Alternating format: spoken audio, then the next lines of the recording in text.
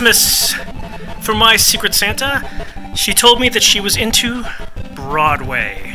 Now, I don't know much about Broadway, but one thing I do know is they have these awesome marquee signs on Broadway. So I made one for her, custom. And not only is it a Broadway sign, but it's an internet thing, right? You can control it over the internet. Of course, there's a control box, but I'll get into that in just a second. So, you know, if you don't have an internet connection, you can still do stuff over there. But you can actually control it over the internet. So let's change it to twinkle mode as an example. So that's twinkle mode. Now, that doesn't look that great at this particular speed. So let's change the speed here. I'll just tap there. That should slow it down a bit. Or we can drastically speed it up. Twinkle mode. Now, let's go to just solid color mode. There we go. So this is a pretty straightforward thing, and I believe that's the default color, which is that yellowish color that they have on Broadway. But you can change the color to whatever you want. Left-handed. There's something going on with Adafruit. There we go. And by the way, this is adafruit.io, which is a nice MQTT service. This whole thing is controllable. This is inside this little box is an ESP32 board, which is an open source programmable thing, and I'll be posting the source code for this online. I wrote it all from scratch just for you.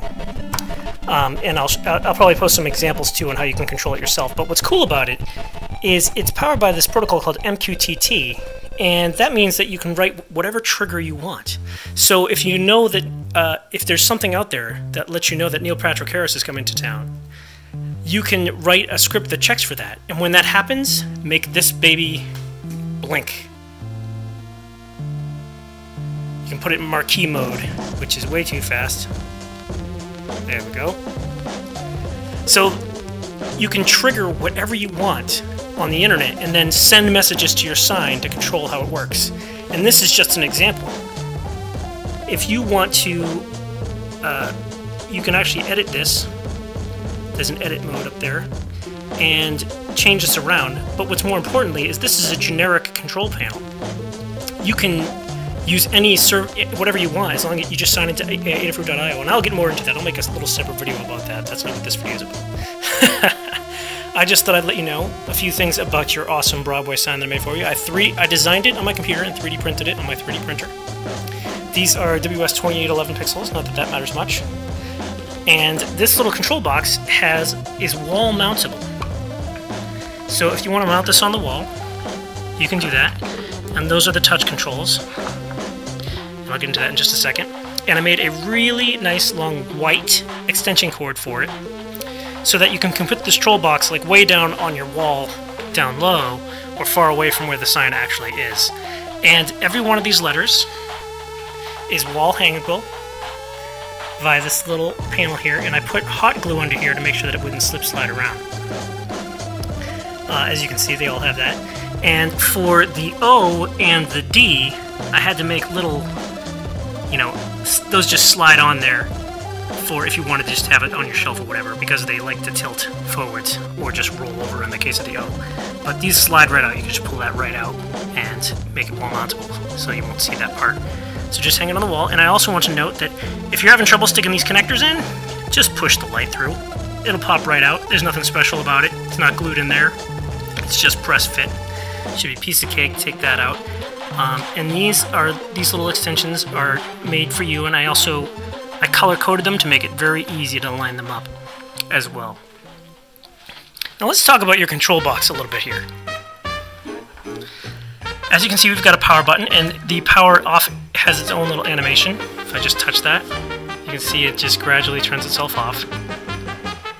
But when you turn it back on, it's actually instantaneous, because, you know, if you want light, you don't want to have to wait for it. The other thing, if you look at the Deathly Hollow symbol there, you might be wondering what that does, and that just changes the mode.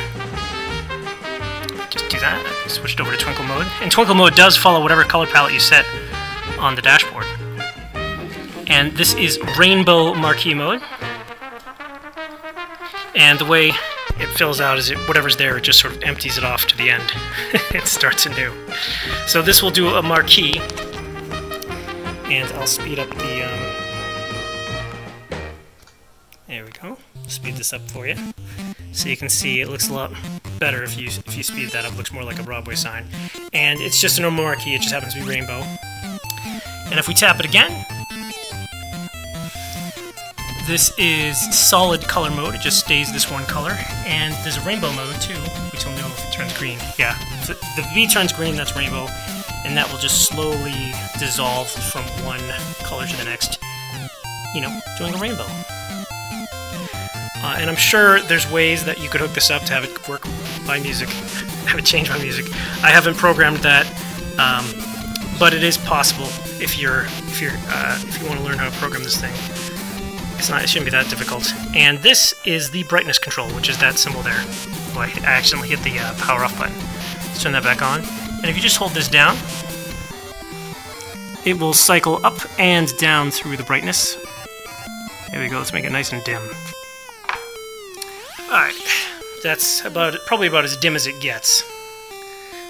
And by the way, it remembers all the settings that you touch on there and the settings you change via the internet. So that if you lose power or whatever, it comes back up, it'll remember exactly where it was and pick up where it left off. Now it is Wi-Fi enabled, it's hooked up to my access point right now, and when you get it, it won't be joined to any Wi-Fi. And I've actually made a separate instructional video on how to get it on your Wi-Fi network. Basically, when you boot it up the first time, it'll have its own access point that you can join from your phone or your laptop or your, anything with Wi-Fi. And then you just connect it to its little local web server, and you can tell it what Wi-Fi to connect to from then on from there. And that's how that works, for reference. So it's internet enabled, it's wall mountable, you can see these little screw holes here, and this hole here is just in case it got stuck so I can push it through. Got my little logo on there, and that's that. That's your internet connected Broadway sign, and you can actually do a whole lot of cool things with this. And if you don't like these letters, I'm sure there's an anagram you can rearrange this into. So hopefully you liked your gift. There's actually a few other things included, but this is what this video is about. And I just wanted to let you know that I spent a ton of time on this, so I hope you like it. I am going to miss it because it is so freaking cool.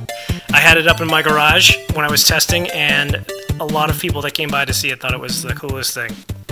I'm also going to see if I can print some light diffusers that go over the front here, but no promises. I'm getting low on filament.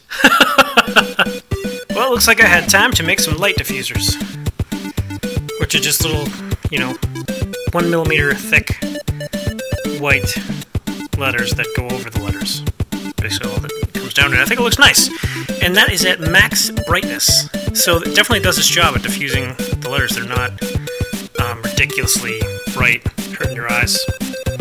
And it gives a nice contrast. It inadvertently created a shadow.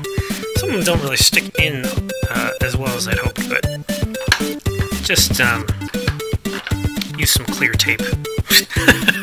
Problem solved. But yeah, you get a nice outline on those letters with those. And I will ship with those on there because it saves space. But if you want to take them off, you should be able to just pull them off with your fingers, but if not, I left little tabs at the bottom, so if they're really tight in there, you can just stick a little screwdriver in there and pry them out. And here's what else you're getting in your Secret Santa gift.